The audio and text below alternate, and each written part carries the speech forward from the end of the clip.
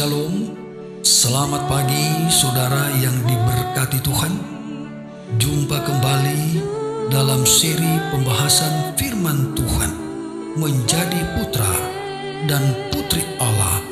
Mari berdoa. Bapa di surga, pagi ini kami rindu merenungkan firman Tuhan. Kami membutuhkan kuasa Roh Kudus. Berkati firman di dalam nama Yesus, Juru Selamat kami. Amin.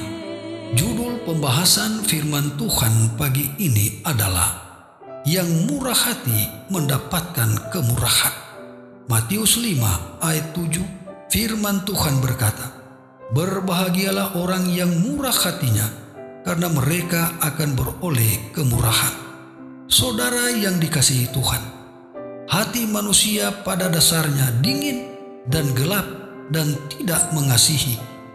Kapanpun seseorang memanifestasikan roh belas kasih dan pengampunan, dia melakukannya bukan dari dirinya sendiri, tetapi melalui pengaruh roh ilahi yang bergerak di hatinya.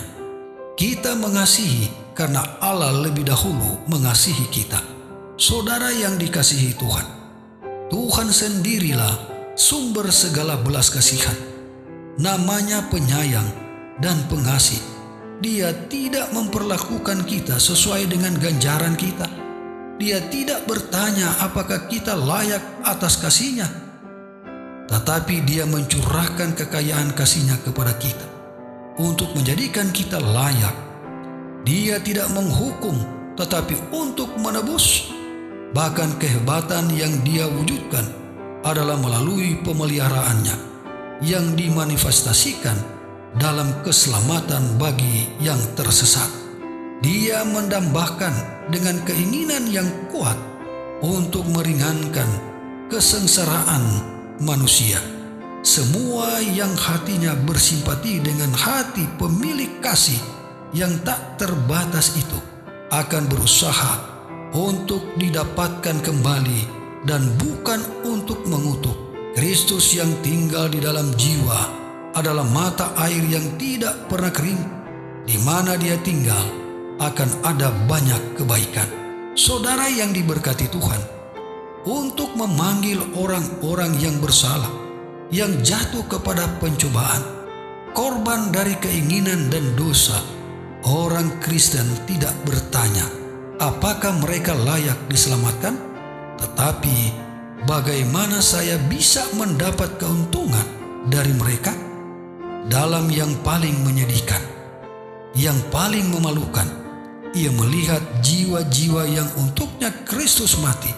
Yang berbelas kasih adalah mereka yang memanifestasikan belas kasihan kepada orang miskin, yang menderita dan yang tertindas. Saudara yang diberkati Tuhan, dia yang telah memberikan hidupnya kepada Allah dalam pelayanan kepada anak-anaknya, terhubung dengan dia yang memiliki semua sumber daya alam semesta. Hidupnya terikat oleh rantai emas dari janji-janji abadi dengan kehidupan Allah. Tuhan tidak akan mengecewakannya di saat penderitaan dan membutuhkan. Allahku akan memenuhi segala keperluanmu menurut kekayaan dan kemuliaannya dalam Kristus Yesus.